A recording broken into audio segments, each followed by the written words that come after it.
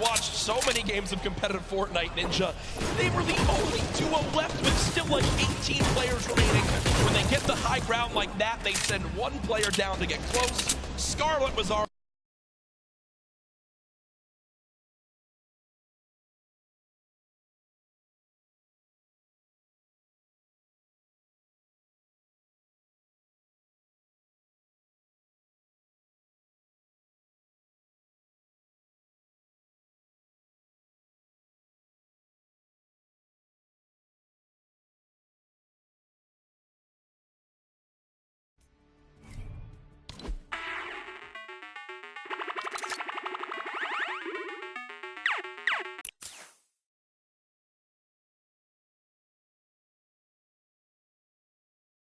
those storm surges. Even with them not getting very aggressive, they had 0 elims down to those final few moments.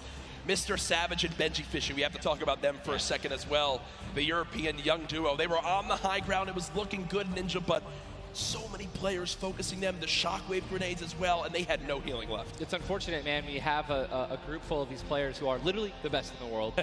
They know exactly how to win, right? So if they don't have the high ground, they know that whenever there is a moment, but they have to shoot the high ground out with rockets, shockwave grenades. I think that's actually what happened. I think someone shockwaved up and knocked them off the high ground. Yep. But when you have shield like Zayt and Naftate at the end there, and that high ground, I mean, it's over, man. What a sigh of relief. Incredible, for those two. Incredible first game, and we're only just getting started. We're only just getting started. Remember, 6 games being played today in the duos competition, in which $15 million will be rewarded. Tomorrow, we do it all over again, except with solos. So you'll want to stay glued to the streams here for the Fortnite World Cup Finals live from New York City. Use the hashtag Fortnite World Cup. Get involved in the conversation. Send to Ninja and I your thoughts after game number 1. Who surprised you? What are you looking forward to in games 2 through 6? For me, other things I noticed, man, you've got to be on your A game. When it comes down to taking note of where you are with the storm surge, those were longer storm surges that have lasted than I've ever seen before. I've honestly never seen Storm Surge affect the game so much. Yep. Because here we are having 80 people left after the second circle. So you know what I mean? Like, and these guys, they're not going to let you hit them. You know what I mean? And if you want to put shots on these guys, it's going to be when they're flying in the air, rotating, which you also expose yourself to a sniper shot. You know. Absolutely. High risk, high reward, man. Right? It's Let's see how these guys change. I wonder if the guys who did get hurt a lot by the Storm Surge, are they going to make changes in the second game? Are they going to be a little bit more aggressive and trying to deal some damage as they rotate? That's what I want to know. That's a great way to think of it. I know there were so many people that want to give their thoughts on these games, but over at Unreal Island, we've got our very own Sundown with his thoughts on Game 1. Thank you so much, Courage and Ninja. And the first match of the duos competition is over, and the Victor Royale's experience wins out. We talked about Energy Zayt and Ghost Saf and how they've been playing so long together, and that endgame was a prime example of textbook Zayt and Saf. We're going to re-roll it one more time, and we're going to break down kind of how they were able to keep the control. Now, pay attention right away. You can see on the backside, Saf has one angle while Zayt is going forward, and they're moving back over the tarps they've already established, but the angles they take make sure they're covering everything. They hear the shots below, they're putting the fire down towards them, and Scarlet is able to pick up Mitro, but doesn't have enough to get out. Zayt and Saf, 5 eliminations, Victory Royale, 15 points, showing that their competitive experience, their experience on stage and at major LAN events is winning out right now. They say nerves, what nerves? We might as well be playing at home on our own stations because they are just that good. Match 1 is over. Time to get back over the stage for match 2. Ninja and Courage, take it away. Thank you very much, Sundown. Great stuff as always there from Unreal Island outside of the venue, enjoying the event themselves. But again, game number 1 in the books. Obviously, so many updates to see exactly where we stack up. In the end, those final moments can be so hectic. So before we hop into game 2, we will have a standings update for you all at home.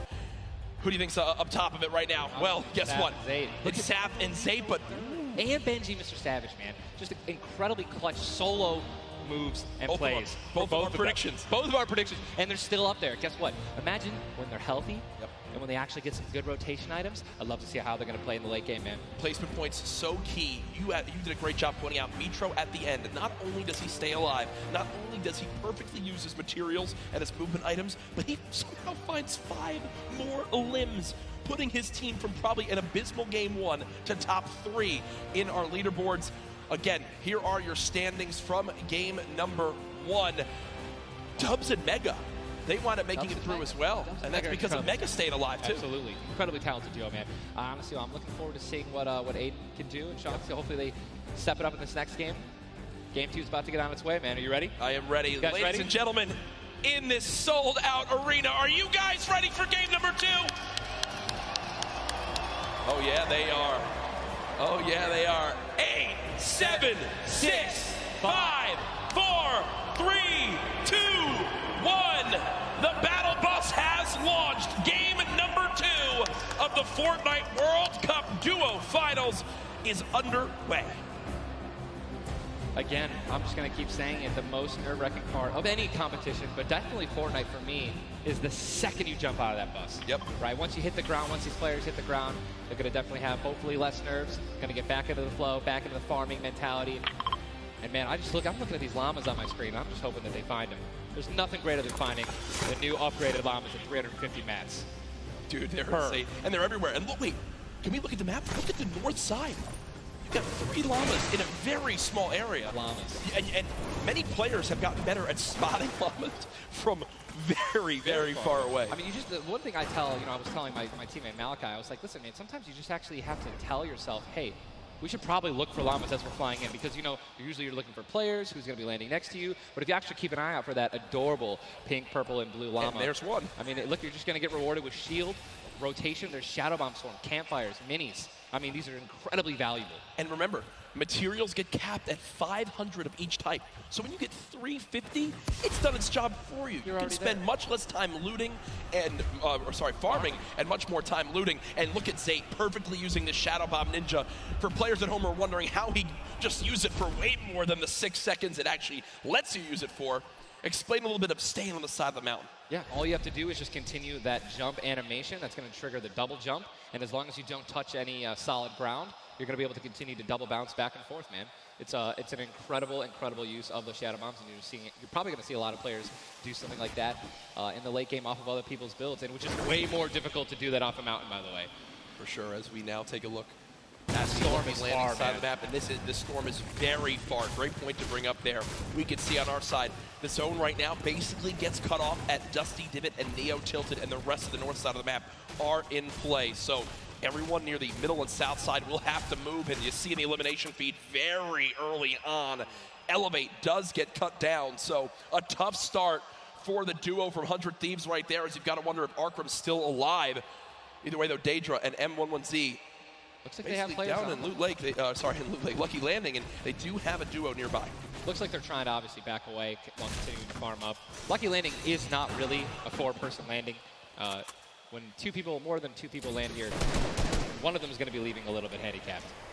And Yu Wang in a fight right now, popping that last big shield, so all of his damage that he will take from now on will be permanent unless he gets an elimination and gets. Look at how good these stink grenades are right now. Scram and Mexi have lost so much HP off the start of this one just from getting ticks. The spray does come on through. A third party, though, beginning to shoot down on a Yu Wang. So another player putting their attention towards this fight. Trying to line a side at Snobby, but KBB does go down. It's now Yu Wang all by himself, and no materials left, Ninja. He can't even take a wall. They're really, this is an abysmal position to be in. Yu Wang knows that, trying to fall back to his teammate to maybe sneak a revive, but I just don't see. A lot of these players really are kind of hesitant. You know what I mean? They don't necessarily want to push. There is a third party now. They don't have a lot of shield. Are they going to get off the right play? They're going to push forward. Yu Wang no shield, and he's going to get the double. He's going to get the double and the revive on KBB. And there was some delicious shockwave grenades that just slid down the ramp. Yu Wang takes them down. The 4 builds left. I believe there was some help. The shots that came in from that third team getting nearby, which weakened them at first. Yu Wang gets the cleanup on the last one right there. What a swing for the duo. Shot does come in onto Keys, though, as another fight going down just outside the desert side of the map. Keys and Slacks up against 2. Running out of materials already, and guess what? These guys are at the farthest point of the storm. Yep. So this is not, they can't afford this fight, right? The longer this takes, they're not going to be able to get materials. They're going to be burning all the materials in this fight right now. So they're definitely going to need these lifts to make up for it. That was And a he does clean. get the knock on Landjock. And Landjock and Punisher went down early last game as well, and it looks like Landjock will suffer the same fate here. Upgraded combat shotgun, you know he's going to take that. Punisher trying to make some plays here. Still, now it is a 2-on-1 situation. Just need to play the numbers advantage. And again, Storm is about to start moving, so they're going to have to make some plays sooner rather than later. No ammunition. Very few build. Minimal no build. shield. This spells disaster, and Punisher goes down, and there's the frustration in the player camera right there. Slacks and Keys, 2 quick eliminations. But you mentioned they can't afford to do that. It takes so much time in that fight. They've got to go very far still. Now over to Neo Tilted, Clicks and Skeptic in a fight. Got some shield. Doesn't necessarily want to use this mini to only get a 10. Looks like he's trying to obviously take some ult, help his teammate out. No, he's getting taken. With the trap kill, he's going to get the knock. Unbelievable, incredible plays. Bad Sniper goes down, and now he's continuing to branch out. When you guys are in fights like this, you always want to do exactly what he's doing right now, which is branch out, continue to build these little 1x1s with pyramids, try to confuse your opponents of where you actually are healing up. Skeptic just 8 builds left. They're trying to stay alive right now. They do have the number advantage. Clicks has time to pop 1 mini, and it looks like they're going to go for it right now. They've made the conscious decision to try to build out, but no. They back up for a moment. Finally gets a shotgun. Yep. Shotgun picked up. Grenades now as well. They want to go for the second elimination. And we take the oh my god, we got some trap talk. Did he just take the L in real life? Did he just take the L in real life? Homie, this is land. This dude's going to come over. No, I'm just kidding. 40? But the stinks come on in. Stinks coming in, 22 health left, Campfire down, he has. Oh, and look who's here! Third party, hello! Look who's here! NA puts up the take the L, and EU says, no, no, no! This is the World Cup, baby! I'm gonna show which continent is best. Mitro and Mongrel, full HP, and they storm roll through. Dual links for Mitro, Clicks still right there. Down low. Wow, incredible. Look at that kit. Gold Scar, gold combat, heavy shotgun, or I'm sorry, heavy sniper rifle for taking opponents' walls. Look at, they're just stealing and bum rushing, and that's going to be it. And there's no shot right there. Skeptic, you saw, hey, putting on a show. I love it. The man does YouTube for a reason. But then also a fantastic player. I think speaks a little bit too soon. Aiden now on your screen. Does knock 1. Hasn't finished the elimination yet, so still will gain 50 HP if he can get the full. There it is. Now a 2 versus 1. Aiden and Sean. Look at how weak Sean is, though, Ninja. Sean has absolutely no health. A little bit of shield. Hopefully we're going to drop some minis here. Aiden being the good team that he is. I'm sure he's calling it out right now. But it is also a 2-on-1, and they don't know, we don't know how weak this guy is right now, but if he is weak, they're going to look to try to trade. And there's a double shotgun shot for over 21 white. Players no shield left are going to try to put the pressure on. Sean has no health, and look how aggressive they're being. They're both one hit. They can actually trap. They're going for it. They're saying, you know, you would have thrown the trap down by now. And there it is. And look at the take from Aiden. The jump out to the side, and they'll be rewarded with shields, with materials. And look, Aiden actually, there was 2 big shields. Yeah. Aiden's got the full health. That's incredible, man. You see the stats so far this game. Aiden has done 434 damage, has taken 312, and he's near backup to max health. I know Aiden is a crowd favorite here.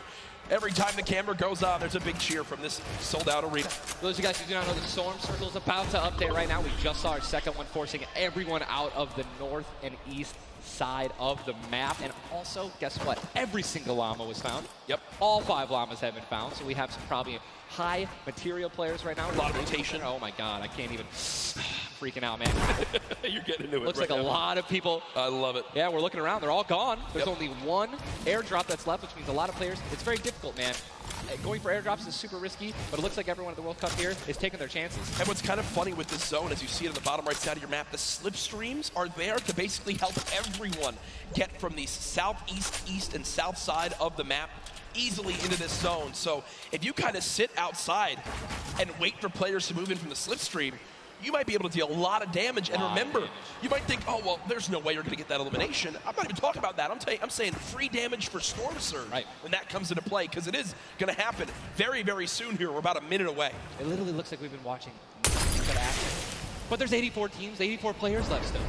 Yep. I guess that's a testament to our observers backstage. Great stuff to them. Slawtan does take a bit of storm damage right there. Chug splashes in the inventory. And Ninja, like a dolphin. Chug splashes have came into this game and they've completely taken competitive by storm. Are they the best healing item currently in this meta? I think that, there's a lot of items that get added where, not everyone is all unanimous about it, right? Some people do not like it. But let me tell you something about these splashes. I don't think I've ever seen more positive, reactions from an item being added than when chug splashes were added. I mean, nothing but positivity on Twitter. It was absolutely incredible. I woke up to some delightful posts. Delightful just some delightful posts. Those of you guys who don't know what they are, each one splash, they come in packs of 2. You can stack up to 6. They give you 20 health or shield, whatever you're missing. And they're instant. You throw them down the ground, and they can be used to heal you and your teammates around you, as well as, if you really want to be a troll, your enemies that you've knocked. Here are Mongrel and Mitro in the zone, and you talked about this inventory. I'm going to come out and say it right now. There is no way someone in this lobby has a better inventory than what Mongrel has right now. And when you come into this, they were already in your top 3. So they're in a position right now, Ninja, where they have a pop-off performance right here. With only 6 games being played after the first 2, they could be your leaders. Absolutely. I mean, they were only 2 points away from first, man, and they didn't even win the game. And Mongrel went down early before placing points were even rewarded. So, Sean in another fight with Quentin and his squad. Sean trying to take some walls here. And he's out of light ammo. He has materials. And he's out of materials. So he can't even spray right now. The only thing you can do is spray an AR, and that's not really going to be effective against top players if you're actually trying to take walls. Well, the player tried to drop a trap down low to bait Aiden, but Aiden does not fall for it. This seasoned veteran trying to cover his back. Players beginning to spray on through. Stink bombs dropping, and there's one limb. Another shot comes in. Gets his shield. That's why he went for the thirst. Yep. And grabbed the mats. 365 mats now he is, or more than that. He's got to get out of the stinks. They've got to get out of the stinks. So weak 2. Look at how weak they are. And don't they can get both Sean and Aiden. I think that's exactly what they should. They split up. Now he's trying to take him one by one. He's getting pushed by more than one person. Quick reaction from Aiden, but this looks like it could spell disaster for the duo. Damage dealt 639. He does go down, though the quick edit comes through. Making plays. Now it's up to Sean. Can he clutch it? Only 2 HP. Got some minis. Picked up some ammunition now for his minigun. But looks like Spades is just way more healthy. And obviously there's 3 other players who are around him as well. So what's he going to do? Looks like he's going for high ground. Smart play, but he's out of mats. Oh, no, he does. He's got wood. He's good. Yeah, we both freaked out. Going to put himself in a nice pyramid. For those of you guys who don't know what a brick or a metal pyramid. Big thing to know. Look at his zone. He has to push. That's it. He has to push. He has 52 health, but the zone is right at his back. He's got to go. Don't even worry about Storm Surge. They're 446 above as well. Has a shot, and he's going to be taken down. I mean, that's just the worst position to be in any competitive game, is being weak, low materials, low health, and being forced to push in. Every time you watch Aiden and whoever he's playing with, they are always the most aggressive, it appears. Yes. If you remember the famous moment, I think for me, arguably one of the most famous moments in Fortnite competitive history was the Nick Merckx and Aiden duo, where they made it into the big bonus about a year ago. Oh my God. And a crowd popped off. Well, they're always scrappy getting into eliminations. Here, the stat popped up for a second. Aiden and Sean had done 680 damage in the game. The average in the lobby was 80. They were 600 above in this lobby already. Unfortunately, though, when you fight that much, there's a higher chance of you going down. Speaking of potential fights, here's Slawtan and Brush, who we saw earlier on in the last game at Fatal Fields, struggle to stay alive. Now in another tough spot, as they're both low on shields and low on health. Decent rotation items, 2 shadows on the launch pad. Again, I always want to keep stressing that, because if you guys have some launch pads, even one shadow can get you into another zone, right? Yep. Which is going to hopefully get you those placement pointers you need, or even put you in a position to get some eliminations. But yeah, as you said with Aiden, we mentioned earlier, are people going to change how they're going to play, right? Are they going to do anything different here at the World Cup? And guess what? I'm pretty sure we can say that Aiden's squad is not doing anything different. They're being incredibly aggressive. They're putting the damage down. And unfortunately, there were just too many players who took advantage that they were weak. And that was the top 5 leading into this game. You see it updated again right there on your screen of where the leaderboard is at the moment. Mitro and Mongrel staying alive, in a great spot, holding this pyramid edit. And for people at home who might not know, he's not exposed right there, right, Ninja? He's peeking through his build. Correct. As you guys are peeking through a pyramid, you hit edit on it. You cannot be seen, right? And you can also see through it. It's a very amazing feature. Fortnite Battle Royale. Fortnite Battle Royale, the Ultimate Battle Royale experience. Ultimate Battle Royale experience, man. Blue T is in the storm, taking damage, a lot of damage, and he's still going to be rotating. Rogue taking damage as well. Thomas going to have to make some plays. And there goes Road. He actually just got knocked. 66 players remain. And this storm is kind of moving a little bit away from Pleasant Park. But it's once you have a high ground mountain in play, I mean, I'm wondering if it's going to go north. There's 3 high ground mountains in play. And really mixes it up late game. A drone ship that people can wind up going on top of, and those are brilliant to use. Oh, absolutely. If you guys can get up on top of those, guess what? You have ultimate high ground on the map without having to place any mats. Yep. It's incredible. You can't get sniped from above, and you can deal as much damage as you want. Also, it's incredibly difficult to shoot players that are up there. 100%. But it's important to know that after the 5th circle closes in, those air vents will stop working. So if you don't have any rotation to get down, glide or redeploy, Yikes. anything like that, yikes. That's a massive yikes. So you have to pray that someone puts a launch pad down underneath it somehow. Yep. And go for it. Yeah, just risk it all. Most of these teams will mess that up. Now, we talked about our Game 1 winners, the team that took home the Victory Royale, which is, again, 10 placement points, the max you can get for placement in these games. It was Zayt and Saf, and they're currently set on up in this zone for the moment. Did they just get the zone as well? Are they the yellow team in the mini-map? I mean, they're close enough for sure. I can see. I think, no, actually, no, they got to rotate a little bit, but look, they got 4 shockwave grenades. Yep. And they'll be all right. They'll be able to make it happen. Airwax and Peacock, man. Here we go. They have to rotate the farthest. Look how many stack players are on this side of the lobby right now, and they're all going to have to move very soon. Yeah. Arkram and Falconer have a tough rotation ahead. Slacks and Keys. Watch them fight a little bit earlier on against Landjock and to pop Punisher. those heals till his teammate comes in. Yep. No, he missed one. Did miss. No, his teammate's full. Teammate's full. Don't Okay, worry. it doesn't matter. Geez. Teammate's full. You know, I was playing with Myth the other day, and he was using a lot of chug splashes without me, so, you know, I'm really sensitive on it. We'll really sensitive. We'll let you and Myth handle that one. As again, it seems like some tension there, but we continue to move on in this fight. This is game 2 of 6, folks. The matches will be going on throughout the day. 62 players left in this one, 35 duos. And you see Arkram and Falconer. It looks like they did a duo shockwave to try to fly across the map together. Good teamwork. As the frantic rotation begins to move on in, more Storm Surge will soon begin to come into play as well. Jack, I have a question for you, man. Yes. Once these circles start closing in, they're so small. What do you think is the play? To rotate in right away once it's revealed if you're far out, or to wait and be the last team? For me, it completely comes down to what you have left, what you have in your inventory, where you are at the leaderboards as well. If I'm in a position where I know I need to make some ground up on the leaderboards, I want to rotate early and try to begin to spray back on the opponents to get some free eliminations. Yes. If you get the zone on you, you begin to just build on up and get that height so you can spray on down as well.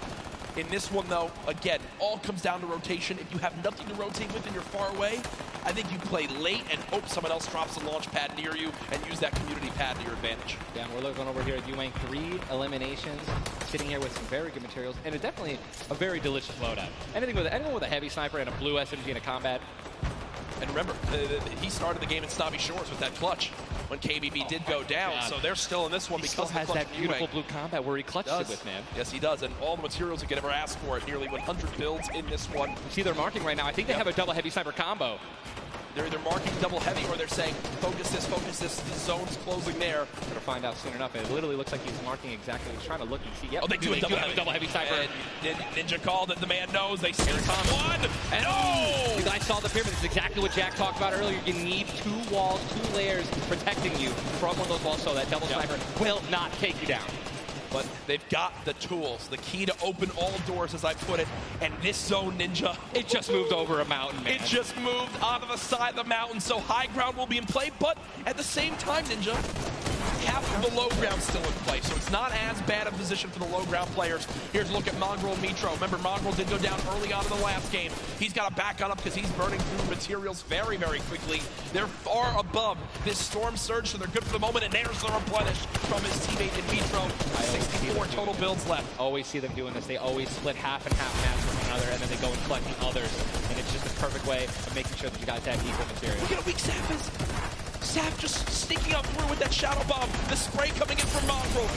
Stink Bomb is hit as well. Everyone focusing these players on the outside. They've got the minigun firing too. The lobby now picking up quick as we move into our pit zone. The storm is closing in, and that's going to be forcing everyone to get into where the safe zone is right now. It is moving in towards Pleasant Park. Guys, this is absolutely insane. 51 players still remain, by the way, in a circle this small. They're just trying to get as many limbs possible as people are rotating in. Mitro on the bottom right of your screen with that minigun has 631 bullets. Just sprayed down with Mongrel in a fight. Gets one player weak, but does have to back on him. Didn't get the clutch. Someone else stole the kill from him. Mitro gets chucked as well. Still have a launch pad, but again, when you're in a situation like this, low ground, they're getting sprayed with nothing but grenade launcher shots and frag grenades, and they're both going to be eliminated. And Mongrel also, sorry, Airwax just went down as well. And you see Cease in the elimination feed. Does look like, remember early on, Elevate did go down. There's Loot that's so delicious. Zane go for it. Zane Sap, do they do it? Do you go for it? There's a launch pad there and so many materials. This is game-changing loot right now. They've got the builds to go for it if they want. They're going to do it. They're going to make the play. A gold combat shotgun too, man. Zane and Sap. Uncontested. That's one of those risk versus reward plays that can help set them up for 2 victory royales in a row. Mongrel and Mitro's loot too, man. Oh, that was making a and statement. we know that was juicy loot. Yeah, they're making a statement saying, listen, we're from NA, we're here to play. Taking out the, you don't even know they took them out, but they're definitely taking their loot. Yeah, for sure, as they are still above this Still great rotation items too. They both each have a launch pad, both have 2 shotgun grenades, and they're gonna ghost. He didn't get it though, they try to get both at the same time. Gonna be flying, and this is it, another massive rotation going to be taken to the center of Pleasant Park. They're 167 damage above the threshold, so they're looking pretty good right now. The question is, are they going to keep mid-ground, go for low ground, high ground? What's the play? They didn't get the launch pad. He might have to use his own. Yes, he does again, and that actually works out. He hits his head on something, which takes him down from having to, fly all the way up and float and get beat. They're going to challenge high ground right now. Zayt and Sap looking to do what many would think was impossible, which is win back-to-back games in the stacked lobby. Just saw Falconer in the feed as well. Arkram with an elimination too. 19 duos left as we're moving towards the placement points, Ninja, and these duos know exactly that. 3 points if you make it into the top 15, which could be the difference between first and dead last. What are they going to do? Are they going to prioritize rotation in and not taking damage, or are they going to try to play it a little risky and go for the elims? If you're going to be shooting, going for elims, definitely open up to a lot of spray, shotgun shots, AR shots, someone suddenly taking the high ground on you. So it all depends on how their play style is going to unfold, man.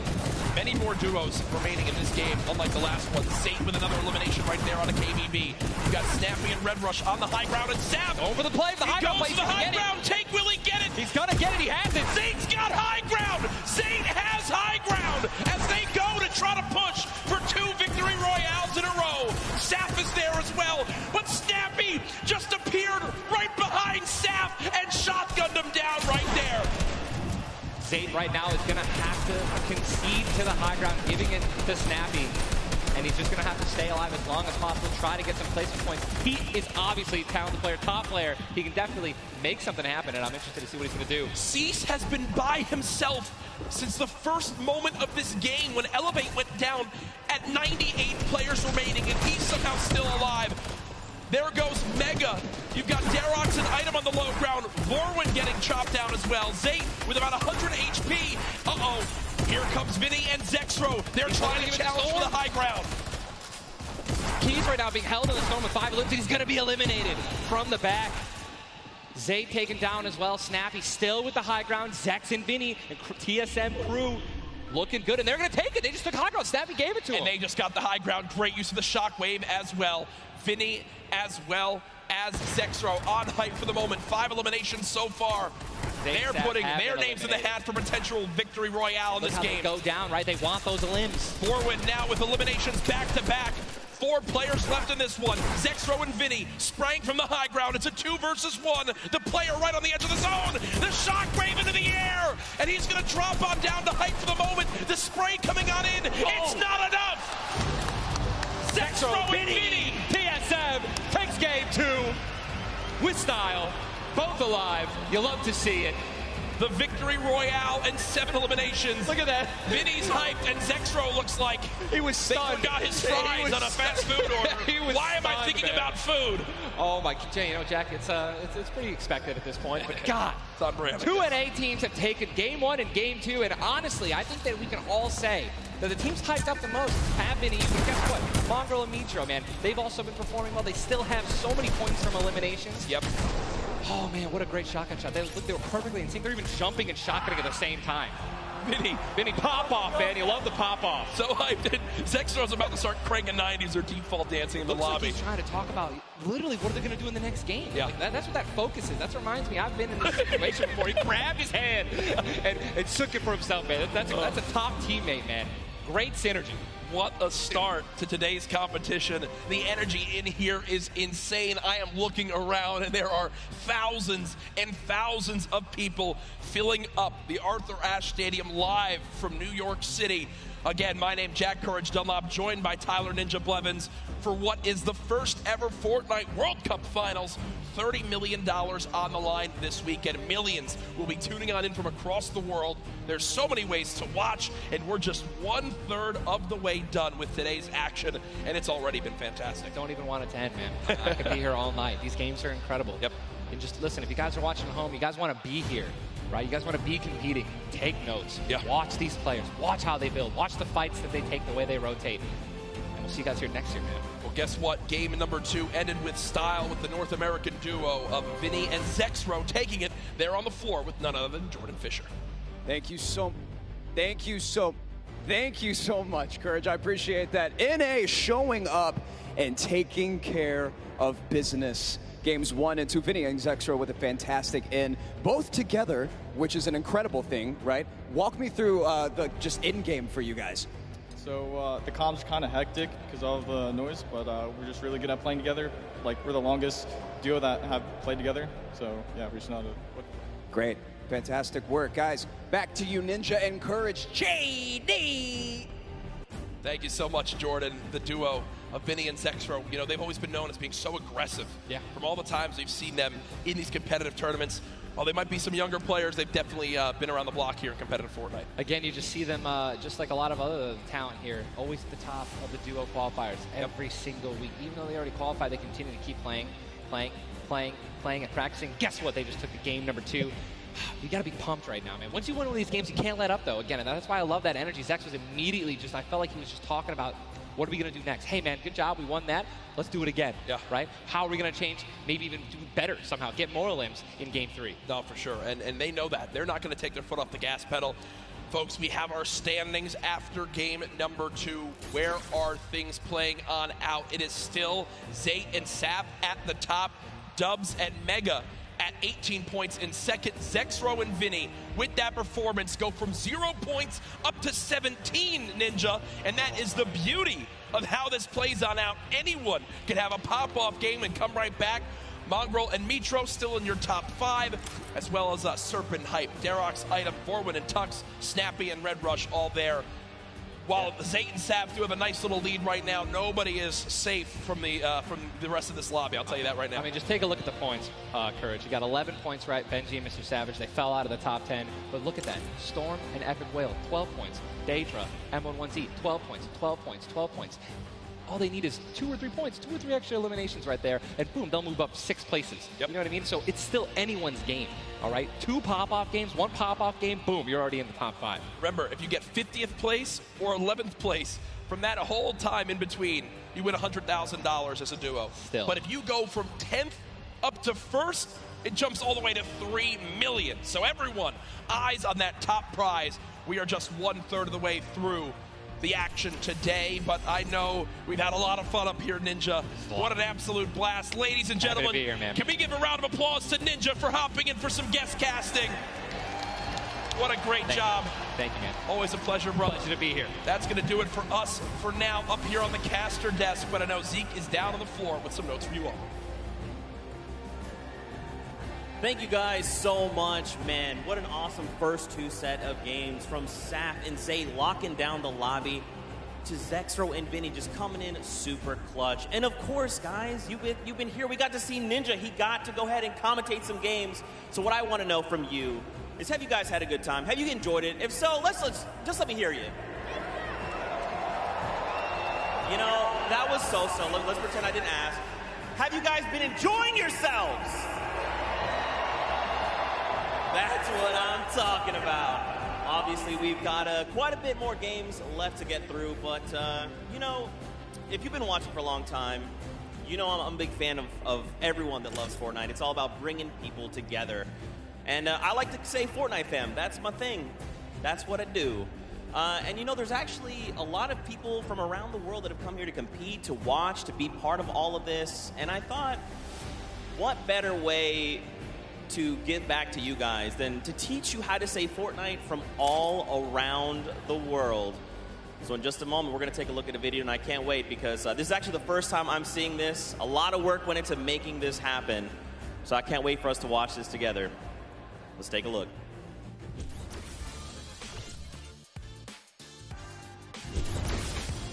Hello Fortnite fam. 포트나이트 팬 여러분들 안녕하세요. Привет, Fortnite team. Jag har detto Rio. Vad sker Fortnite folk? Jag är fan du Fortnite. What's up Fortnite fam? Fortnite 팬 여러분들 안녕하세요. What's up Fortnite fam? Hey, 저는 Fortnite fan.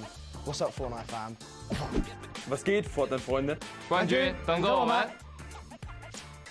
What's up Fortnite fam? Yo, what's up, Fortnite fam? Are you trying to do the floss? Sorry, I'm texting. What's up Fortnite fam? What's up Fortnite fam? What's up Fortnite fam? What's up Fortnite fam? E aí galera do Fortnite? What's up Fortnite fam? G'day, Fortnite fam. Bonjour, comment ça va les fans de Fortnite? Good day Fortnite fam. Cheer up, Fortnite fam. What up, boys?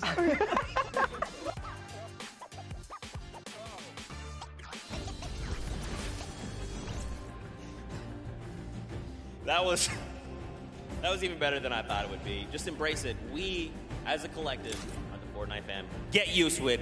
We're here to stay. Now, guys, you know, there's a few more things I want to take a look at before we hop back into the next game. One of the things to kind of do if you're here or if you're at home, you've been watching, Ninja actually had a pretty dope hoodie, a World Cup kind of exclusive hoodie. Would you like one of those things? Would you like one of the crazy World Cup shirts that we have? You can totally get your hands on one. Head on over, retailroad.com. Get yourself a nice shirt. We've got some hoodies. We've got hats. We've even got the little drone that's the battle bus. It looks amazing. The top balloon is actually the drone, so you've got the bus that's literally flying around. You best believe I'm going to pick one up and mess around with my family. They're not ready for it. But there you go. There's some on your screen. Also, that Drift shirt, by far, my favorite piece of merchandise ever. Those of you that really do know me, you know I love Drift. He's easily my favorite character. But just some cool things. If you're looking to get some World Cup exclusive thing, go ahead and take a look. Now, for those of you who have also been watching kind of all 10-week qualifiers long, you know we love Golden Boy. And there's actually one thing specifically he was kind of telling people as we were going through interviews. And that was, hey, when we get to New York, you're going to be in my hometown. Let's catch up and get a slice of pizza. Now, I know you're thinking, wait a minute, Zeke, what about like everyone else? Why is it just Golden Boy? Well, he's a Golden Boy and he's selfish and he wanted the pizza all for himself. Get called out. That's right. Now the world knows. But a few of those players actually took us up on the offer. They went out for some pizza. They had a night on the town. So let's take a look together and check this out.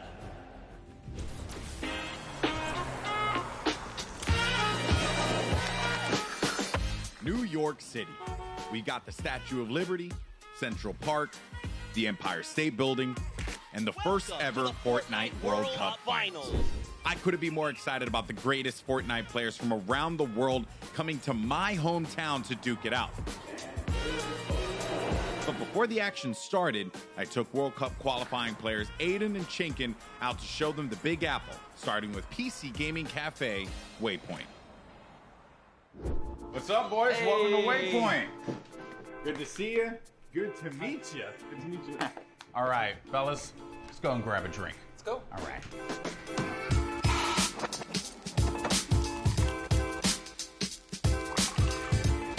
All right, gentlemen, thank you so much for joining me here in my hometown, New York City. Thoughts on it so far? Chinkin, we'll start with you. Hot, a lot of people. Yeah. Hot and a lot of people. I'm sorry, but also, welcome to New York. That's kind of the way it is out here. Where are you from in Austria? Austria, like I'm near Salzburg. And the population 40K. I think there was like 40,000 people in the train that you were in on the way here. Probably. Yeah, so There was so many people. now I want to talk about the competition at hand because obviously this is going to be the biggest opportunity, I would imagine, of your lives. You're going to be playing in front of a massive crowd. Is there a way as a player that you prepare for that? I don't think like there's a way to like prepare for it. Yeah. But try to like calm down, not get like nervous, not get shaky and stuff. Yeah. And then we should be good. Like. It's still crazy having like a live crowd. Yeah. I try not to take tournaments like too seriously. If I play relaxed, I feel like I do better. I remember when everyone's like, this guy looks like he's just chilling on his couch at home, the casters, and it was like, I was just relaxed, you know, and I feel like I played better. Okay, so gentlemen, we're going to be heading off to some different sites around the city. We're going to go to Washington Square Park, so let's go and check it out.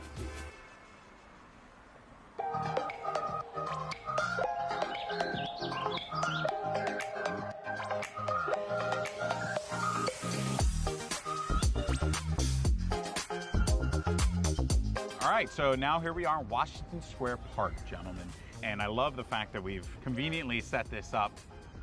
I don't know what these pieces would symbolize. I don't know. I'm not too sure. Is it like king or queen? While we have this here, let's talk about competition. You guys are potentially going to be facing off against each other. Have you thought about that now? I don't know. I just don't want to feel the L2 spam like.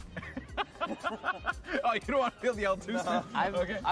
I've watched them play a little bit. Him and Stompy, they're very like, I've seen them play aggro before. It's pretty scary. So if you have chemistry where you can play without even talking, you guys know what you're gonna do. That's like, a team like that's gonna win. So what you guys are going to experience this weekend, this is the first Fortnite World Cup.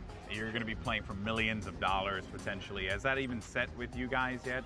even if it's not me, I'm thinking there's gonna be millionaires after this tournament. There's gonna be millionaires. Life-changing money. I try not to be, I'm not like greedy about it or anything. It's really nice to see like people that nobody know about and they could just blow up off of this. All right, I'm going to dive more into that, but I think it's time to get a slice of pizza.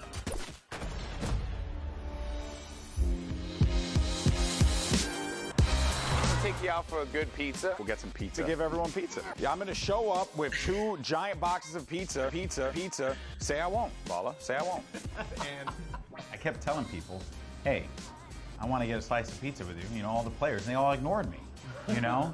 So thank you guys so much for coming out. I really appreciate it. Obviously, this has been an incredible journey for you all. You're now on the precipice of one of the biggest events in the history of all competitive gaming. I'm happy that it was a fair chance for everybody, you know, open qualifiers. Yeah. You could have no exposure, but if you're good, you get in the tournament. So I'm just really thankful to be here, and I'm going to enjoy my time here. Yeah, we just try to like make our fans happy.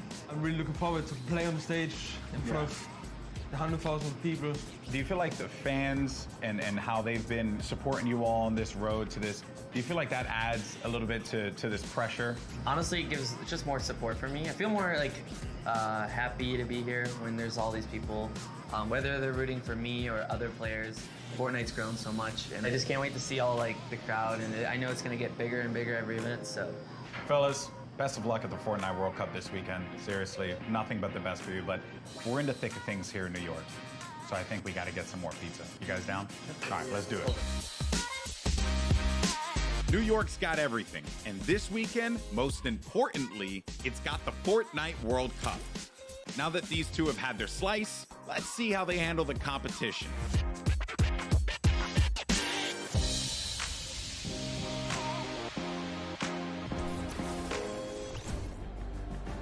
Good guy, golden boy. You gotta love him. You can't not. He's just the best, and it's really cool that he got to go out, hang out with Aiden, get some pizza, and, you know, just tour New York. You love to see it. You love to see it.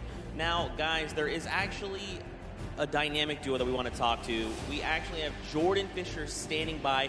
He's going to be chatting with Nix and PF Zin. These guys qualified back from the Brazilian region, and they've got some things to say. So, Jordan, let's go over to you.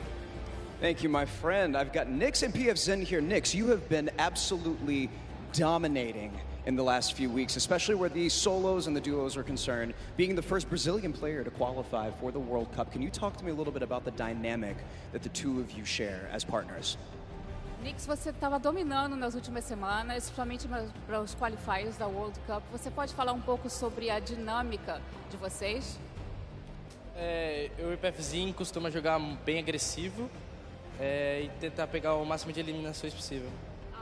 PFZ and I, we try to play as aggressively as possible and get as many eliminations as we can. As you should in the name of Battle Royale, right? Now, PFZ, you seem to balance out the fiery kind of loose cannon nature of Nyx, who is obviously a dominant player, kind of helping him set up for a solid in-game. What's it been like to work with such a young and fiery player like Nyx? PFzinho, você parece que você consegue contrabalançar o estilo bem incendiante do Nyx. Então, como é que é isso para você fazer esse lado mais balanceado da dupla? Basicamente eu tenho uma role de suporte, então eu meio que fico nas backlines e ele vai na frente. Quando a gente tem o high ground, por exemplo, ele tem a função de ficar embaixo matando todo mundo e eu controlando o high ground. Basicamente é um lado mais estratégico, enquanto ele é o lado mais agressivo. Basically, I have more of a support role. Whenever we're in high ground, I'm just more in the background, supporting him. Like he has a more aggressive role. Setting him up. Yeah. To fire the loose cannon at the end. It reminds me of the very W key in a West that I play on all the time, and that has really, just got me cranking my 90s on a regular basis. You know about that courage, right? Am I right? Back to you.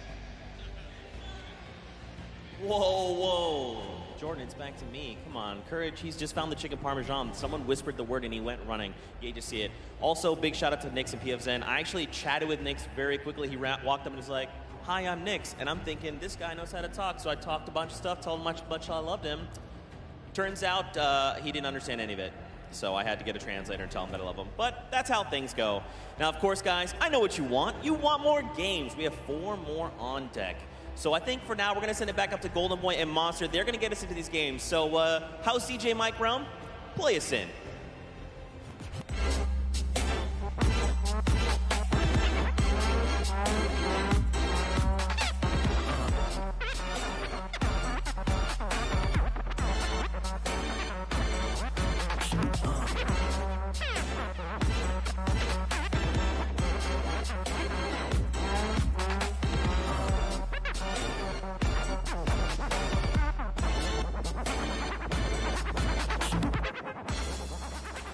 All right, huge shout out to DJ Mike Realm, spinning the 1s and 2s here at the Arthur Ashe Stadium. Golden Boy alongside Master D-Face, Boricua Boys back at it again, looking to bring you the fun as we have games 3 and 4 on deck.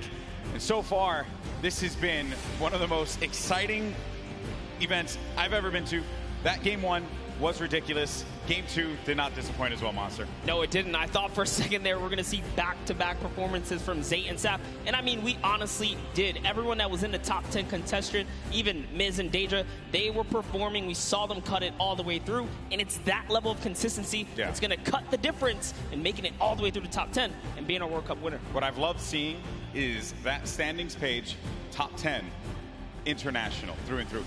You got the Japanese players popping off, European players popping off, players from New Zealand. Everyone's putting in every little bit they can. But folks, it's now time for game number 3. The players are all loaded up in the battle bus, and we are about to take off. Let's see who's going to get that much closer to raising the trophy and being your Fortnite World Champions of Duos. Here we go. Keep it going, Golden Boy, because we are jumping into game 3 as these cameras populate. Your favorite competitors are here. They've made it this far. It's the duo competition. If you were nervous before, hopefully they kicked the bucket over this little break here, and they're back, and they're recuperating. I know I practically kicked the bucket after Vinny and Zexro won game 2, man.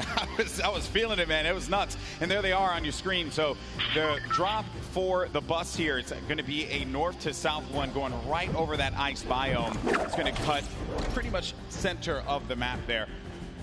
And Vinny and Zexro, I'm very happy that they're performing this well, Monster. This is a duo that had so much success. Even going into the World Cup qualifiers, we all were like, yeah, this is a duo that definitely should make it. This is a duo that, hey, they could even win the whole thing. Yeah. Then tragedy struck as Zexro had a few problems with you know, arthritis and different things with his hands, and I'm make sure I'm getting that right. And I'm just bummed out about that. Good to see them here showing up, man. That's huge. I mean, that's what you expect of our competitive veterans, specifically Zexro, Vinny. They go back to as many of the LAN tournaments that we've seen, as does Zay and Sap. But anyways, look, in here we have UN KBB. He's going to take down Mexi. Is Scram close by? Is he close enough? And this is a battle going down in Snobby Shores. So off the rip here, we have players getting dropped. That's actually going to be our first elimination. Lucky for us to catch that one. But there's shots coming in from the Viking Island right up above. And he just kind of turns the corner, sweeps him up, catches that full elim there. So that's his now. We got a little toe-to-toe action here, Golden Boy. Very rough situation to be in here, but Zexro now looking to engage in this one. Potentially here is going to have... We're going to go over to his POV now. Kind of get, it's a little wild, man. It's like just getting the bearings all together here, I think, for the players as well. That moment where they can just have that conversation. What are they going to do? How are they going to just implement their strategy going into the next game? What is that strategy going to be? Do you mix it up? Do you change your drop spots? These are things that are going to be so important for these players. The time that they can take to just communicate with one another. Now, Scram looking to be potentially in a world of hurt here. We heard from Nyx, PF Zin earlier on. This is the Brazilian duo. I don't think they know that. Yes, Scram, they're going to be on the hunt for him, so they know that he's around here. They're just trying to sniff him out. Yeah, and if you were in the players' lounge, you could feel the tension, specifically when we brought up the Brazilian duos, the Brazilian players. These guys qualified, and they qualified with heavy elimination. Nyx especially being one of our only players to like literally qualify as hard as you can in the, you know, for the weekend. He was at it each and every week. You constantly saw him at the top every single time. It was so impressive, and also qualified for solo, so we'll be seeing Nyx tomorrow. And then you got Scram. He's got 2 eliminations, but he's just hiding this one out. He hears them making all that ruckus, all the noise around him. And Scram just does not want to give up his position. Perhaps he grabbed his teammate's reboot card. He's maybe looking for that play. But Nyx and PF Zin, they have to have an idea of where he's going to be located here. Yeah, he does not want to give up his position here. He's actually just hiding in the basement right now, hoping that these guys just kind of blow by like dust in the wind right here. As Nyx and PF Zin, they think it's clear. They think it's all good because they came in and they just wrapped up one of the other players. They actually didn't initiate the battle against Mexi and Scram here. So Scram might just get lucky and be able to kind of sneak on by as he hears this powerhouse duo, this Brazilian duo, kind of loot their way through and make their way to the zone soon. And loot they definitely will, because they're getting a lot of resources out of this. Scram over in the distance. He's going to be out of there, but now we're making our way over to the action. It's happening with 7SSK7. Got Spades and Crims now looking to push on for this fight here, potentially. Got some shots going off. Crims is going to play that overlook position, getting challenged there, and trying to use that advantage from the down low, a little bit of that right hand, right? Just see if he can get a peek in there. Does get tagged up, Crims. Guy does back away there, does manage to build out. And Spades is gonna force him out. There you go. So they're just right now playing for that positioning, and I like the fact that they're using these, you know, the natural high grounds, right? Get to the top, hold it down. Don't really focus too much on just trying to get in their face quite yet. Give yourself that moment of opportunity and really get a lay of the land, and then going for the engagement. Yeah, absolutely. The best duos will try their best to isolate their opponents, really force them into, you know, very weird situations like this, force the 1v1s, and hopefully get those free shots, and then pursue the push here. So again, look at how now they're split up again. So Spades and Crims are doing a great job here, pressuring and isolating their opponents right now. And so far, they're definitely dictating the pace of battle here. Yeah, that's what they want to continue to do. They're suffocating them. Plain and simple, right? Not let them get any kind of movement there. I mean, Jamside and 7SSK7, they're having a conversation of what the play is. What is the movement going to be? But Crims and Spades are not going to allow them that opportunity to breathe. That's going to be the down there. Crims managing to knock down Jamside. He's looking for 7SSK7 around the corner, and that's going to be the elimination registered. Both players are going to be out of there. And a big win there for Crimson Spades. What a clean push right there. Crimson Spades have so much to prove here because when they qualified, they were kind of looked down on like, wait a second, was it luck? Was it not? No, they're here to show it off and show why they're at the World Cup Finals. But now, hopping back with Miz and Daedra, we saw them have a great game one, came out top 10, and they're still in the running. They're in about the top 10 right now as well, based off of eliminations. Not necessarily picking up too many placement points. They're heavily dependent on just piping up these players at these points of interest, and looks like Lucky Landers is theirs right now. And they'll have that, but let's see. Miz and Daedra. They linger about it. I love the fact that you go to this hot spot here, so there is going to be a bunch of free items that you're going to be able to pick up on. Also, you're going to have that circle advantage. It's right there, so you don't got to worry too much. You can continue to focus on looting. High ground has been lost, though. Miz needs to be careful. Where's Daedra at? He's going to be right next to him, trying to get these angles. So what they have to do, they have to stick together. Looking for the sound cues right here. Can they find their opponent? Catch a nice little low ground peek right here. Low ground is definitely underrated. If you can just kind of peek out, catch a big shot, you're almost guaranteed a headshot, which is a big multiplier. Yeah, players don't really think about that, right? Like you always see Fortnite players go after the high ground. That's the bread and butter for a lot of players that play this game. But you know better than most that the low ground can pay dividends for you if you know how to take advantage of that positioning, and maybe some overzealous players to try and get aggressive on you. You got Gustavo along with Wishy. I'm actually very interested to see if Gustavo's going to lead this push here, because specifically between these two players right here, this duo, this Brazilian duo, Gustavo doesn't necessarily lead the pushes. It's Wishy. Wishy's the aggressive one here. So he has the ultimate high. He's always looking for the shot. What are they going to do? It's just a nice standoff. Yeah, and that's this whole event, right? Players have just been very cautious about what they want to do. They are not trying to get too aggressive in these fights. They know what's on the line here. Millions in prizing is on the line. You do not want to make a bad decision. Be one of those teams that are eliminated out early on, but Gustavo's going to be putting shots down. Focusing this player, forcing him to actually build up. He has no builds to work with as well. 19 HP remaining, and just a hope and a prayer, but unfortunately for him, that was not going to be enough there. Gustavo's out. Wishy isn't going to happen for him either. And Miz, he's feeling it. That's going to be 2 elims for this duo. You gotta love the snarky little smirk right there on his face when you get those 2 points. Smirky. Feels so good. It's really good. It feels really good. And then Volks and Parpy. And look at this. Parpy actually dealing with this battle. And this other player that actually got the high ground against him was focus firing on Volks. Parpy pushing back here. I wonder, you get split up like this, but Volks and Parpy, they love playing a very aggressive style. They'll get in your face. They'll box you out if they need to. Yeah, without a doubt, this duo was unmatched when it came down to eliminations in the qualifying rounds. They had the most, actually, and even pulled off a consecutive 5 victories in 8 games to qualify for one of the weekends. Volks and Parpy, another kind of reference to game 1. They had a great game 1. We saw them picking up duos, but we haven't seen them necessarily make it through the end game. All they have to do is kind of slow it down here, and that's what they're trying to do, but being split up is terrible. Also, in the distance, I just want to make note, Wolfie's a very aggro controller player. He's another one. I think that we've seen a fun mixture of players that look to get that safe approach to the game, and then others that just want to take early fights, get some points early on, because maybe they're playing that early game strategy rather than like focusing so hard. Like if you get late game, that's great, but you do want to rack up a few eliminations. Look how low the points are that have been thus far in games 1 and 2. Get yourself a few elims and then maybe manage to make it to that top 15, which is very hard given how many players have stayed alive in this game. Games 1 and 2, we were at what, like circle 5, or yeah, circle 5. I think we were sitting at like 45, 46 players. They're just waiting for movement.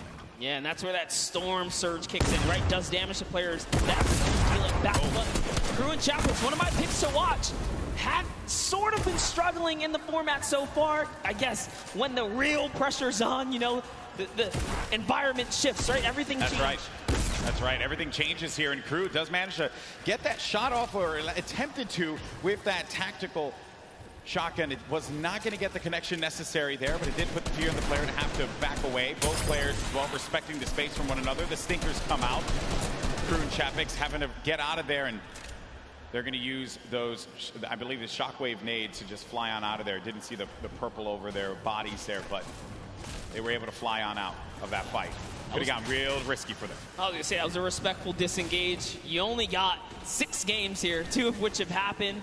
Yeah, they need big performances. They have to push towards placement and end game. So good on them to kind of back up. And when you have stinkers, there's no defense against it. You get chunked down right through your builds. It really is annoying to go against. And speaking about the stinkers here, Epic Whale's under pressure right now, and that's just going to chunk him down. They force him off of the campfire, and we'll see if he returns to it. Yep, here you go. Yeah, you're only going to get so much time with that campfire. Epic Whale along with 40R Storm.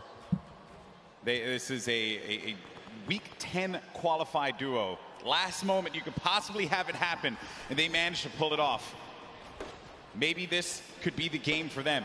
Another dominating duo in the scene, Airwalks and Nikov. Airwalks winning the Pro-Am yesterday 2 times now. This is a whole new ball game. Best players in the world in this lobby. It's not going to be a cakewalk, and he knows that. It hasn't been the best run thus far for Airwalks and Nikov. Yeah, and it was their last final games there. Notice the text right there. The fast track, Airwalks and Nikov qualified for the Fortnite World Cup in their final 7 games. That's intense.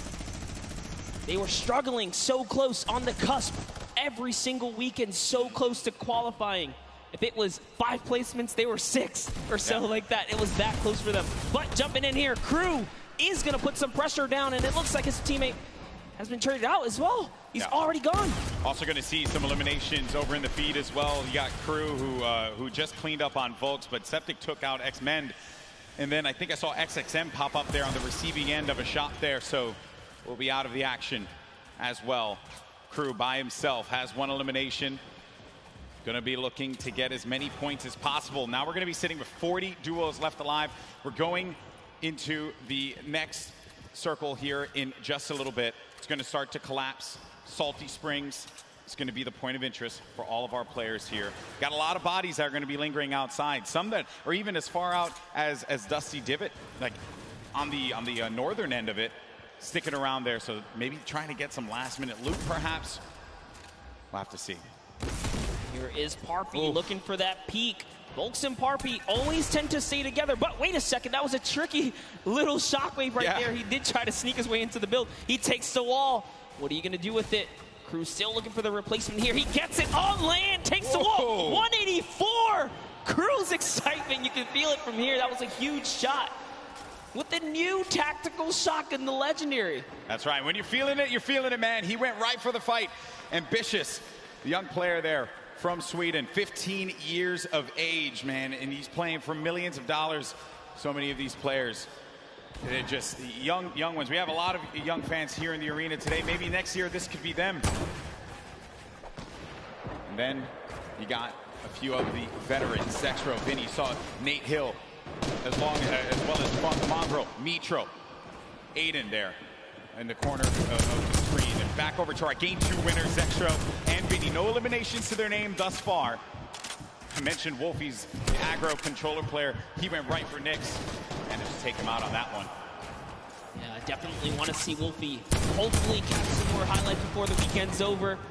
Touch base with him. He's a great kid, definitely enthusiastic about being here at the World Cup, and he feels totally prepared. He's ready to represent.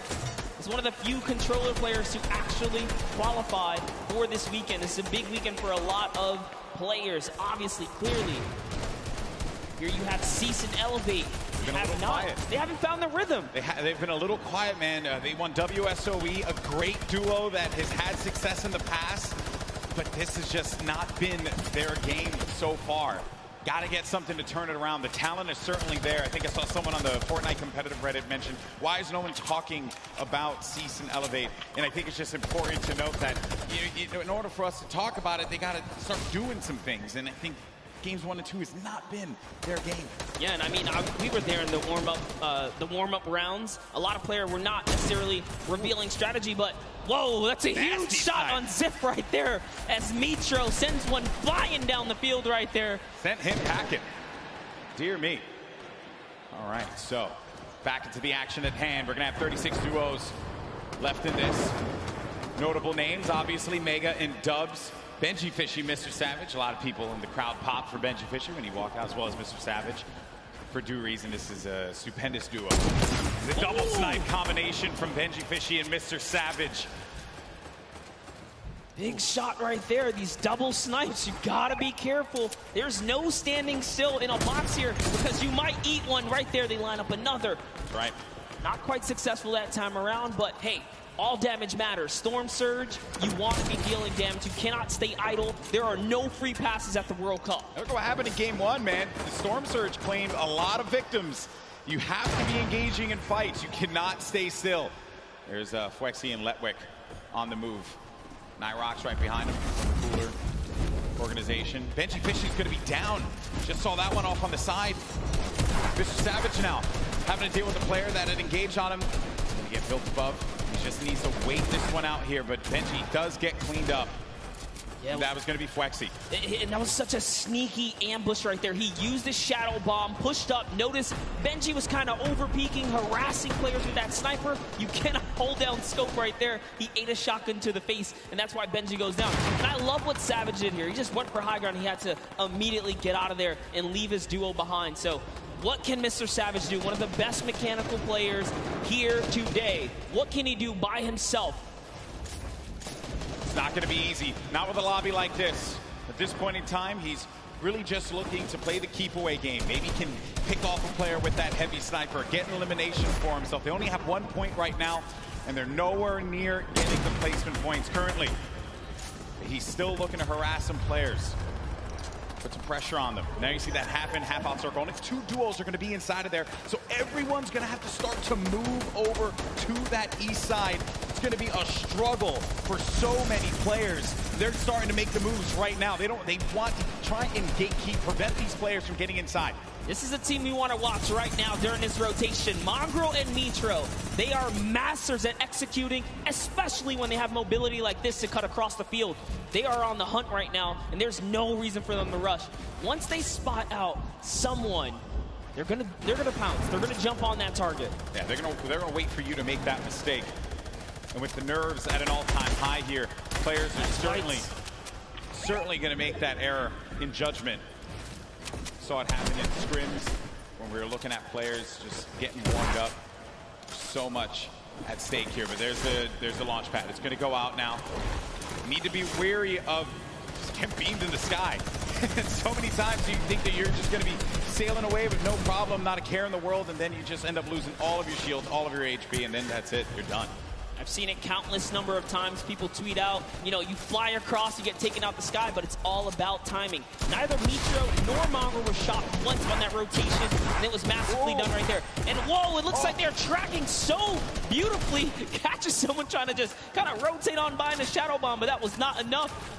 You are not safe from the shadows there, buddy. Another thing, too, was that when they were out of position for a brief moment, the way that they were able to just get back together, right? That patience with one another, the communication, you need to have it when you're getting down to these final moments. 25 duos are going to still be standing here. You got Calculator and Macwood. They're going to have that high ground up above.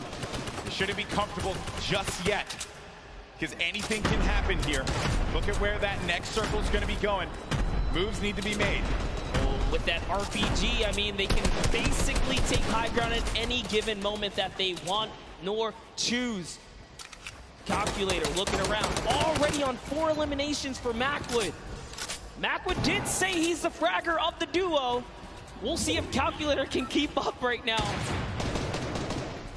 I am just poking good fun because Calculator loves to talk a big game on the social medias. He really does, man. He's a character without a doubt. But right now, there's no fun and games to be had. This is Game 3 of the Fortnite World Cup Finals. It's time to put up or shut up for a lot of these players. Look at that, wasting no extra mats. They do not waste more than they have to. This was earlier on. An elimination onto Mongrel and Migro. There you have it. Out of the game once again. That duo, European powerhouse, going to pay there to Dubs and Mega. So far, so good. Maxwell, again, just holding this positioning right here. He is going to get blocked out with his teammate accidentally, but it's all good. This is still his ground to control right now. They have clear control of the skies here. And they have a ton of builds to work with as well, Monster. 4 eliminations for Macwood. A great game for him thus far. That's 4 points for this duo, but he's going to be taking some shots. Has to be careful there. And there you can see the lay of the land, Monster. Yes, the placement thresholds will be divvied out soon. There goes the Storm Surge already ringing down on players. Jay has to make a big move. Doesn't matter. Zate is going to wrap up right here as Keys goes down as well. And the shots are flying. And you can just look at the overhead, the chaos that's going on in the mid-ground specifically. And look who's still in this, Saf. They're going to be in first place. If they keep this going, another dominant game for them, another high-placing game could be the difference maker to keep them in that first place position. Up on the high ground, Calculator and Macwood putting down shots yet again, not giving players any moment to be comfortable whatsoever. Look at the names that are here, though. The Rockets now starting to fly by Wolfies. Wolfies having to defend himself. Zate's going to be out of this one, so now it's going to be up to Saf. And Saf, he had to see his teammate go down, but his back's going to be to the Storm there. Now looking at Mega, who's waiting this one out. He knows on the right side of your screen, you can see it down low, that these players, they're going to try and force their way into his box, so he has to play defense. He has to disengage. And there's Saf, who just lost his teammate Zafe. Now he's going to be running this one solo. And then up above, it's Macwood and Calculator. This whole time, they picked up 3 eliminations from that whole exchange, Monster. That's exactly where you want to be. They're still putting this pressure down. And Zaf is looking for one, but it's Vinny who's going to take him out right there. So Vinny's going to find his first elimination, and he has so much health. He is in the game right now, although by himself, because Zextro is down. And now Oslo, Bad Sniper, one of the few duos that are still left in this game right here. Arkham somehow, with a masterful rotation, he's still in as well. Bad Snipers at 11 eliminations with Oslo here. Wow, unreal stuff. Bad Sniper is going to be out of this one. Macwood and Calculator still owning the high ground. On the mid, down below, Dubs and Mega, one of the premier duos here at the Fortnite World Cup Finals. Could they get the high ground and wrestle the control away from Calculator and Macwood? Oslo waiting for Vinny. You can see that engagement down low, but we got to focus on what's going on above here, because Macwood and Calculator, they have their eyes on Dubs and Mega, and they do not want to give them that freedom to dictate where they want to go. They want to try and pinch them. Arkram just eliminated Vinny on that, and it's going to be Oslo and Arkram down low, but you're going to have a clash, a 2v2 in the high and in the mid ground, and Dubs and Mega feeling that pressure, needing to just dial back here, wait a minute, because I think what they're doing is they're just trying to see if they're going to run out of builds potentially. I mean, the play here certainly has just been defense, defense, defense. Yes, that's right. Oslo's now left by himself. All he has to do is time this fight, so long as he doesn't bother them. But Dubs and Mega try to go for the high ground and make a fatal error. They fall to the low here, Golden Boy. This isn't looking good there. Mega and Dubs, they have the low ground, the ultimate low ground. Oslo's going to be outside, but they get the elimination. Calculator and Macwood, they're holding the high ground, and that's the victory royale. Macwood pops off in game 3. 7 eliminations for him, 2 for Calculator, 9 total, plus the victory royale. 19 points for that duo. Crushed it. There was just something about the loadout. Seeing that RPG once they already were holding the best point, the high ground. You just knew pressure, and that's what Macwood did there. What was it, 7 eliminations? Hey, shout out to Calculator too. He got a couple at the end. Yeah, he had his back. Most importantly, Dubs and Mega constantly playing that defense. Credit to Macwood and Calculator for the way that they continue to apply the pressure. And then it was the shock, sending them down low, forcing them into that engagement. Credit to Oslo now, who traps instantly to see maybe he can get a cheeky trap elimination. Didn't work out for him there, but a top 3 placing for him. Certainly got to be happy with that one. And then it came down to the final moment when Calculator and Macwood together were able to push this player with their combat shotties. Boom, that's the game. And look how happy they were there. So good. Gotta love the reactions right there. Whew. What a game that was. Had a little bit of a slow ramp up, you know. But that's what Fortnite will do to you. You're just talking, you're having a conversation about where the positioning is going to be, and then out of nowhere, boom, you're in the action, you're in the fight, and things start to get wild. Great game there for Mac winning Calculator. Calculator winning on the world stage, man. Look at that. Eat your heart out, Reddit. I got to say, I'm sure he's proved a lot of people wrong, and you have to respect it. Yeah. But, Golden Boy, I want to see where we stand here. Where are we right now? So at the top, it's still going to be Saf and Zayt with 38 points. They have that victory royale from game 1 and 16 eliminations. Mega Dubs, second place, looking pretty. No victory royales for them thus far. You saw Zexro and Vinny do the same thing, but it's Calculator and Mac with that jump up to 6th place. They have 22 points total, 12 eliminations in that game. They're finally in that top 10. I want to take it one step further. Bad Sniper and Oslo jump up to 13 total eliminations. They didn't have anything up until this point. They just had one great pop-off game. And suddenly they're in the running here. It is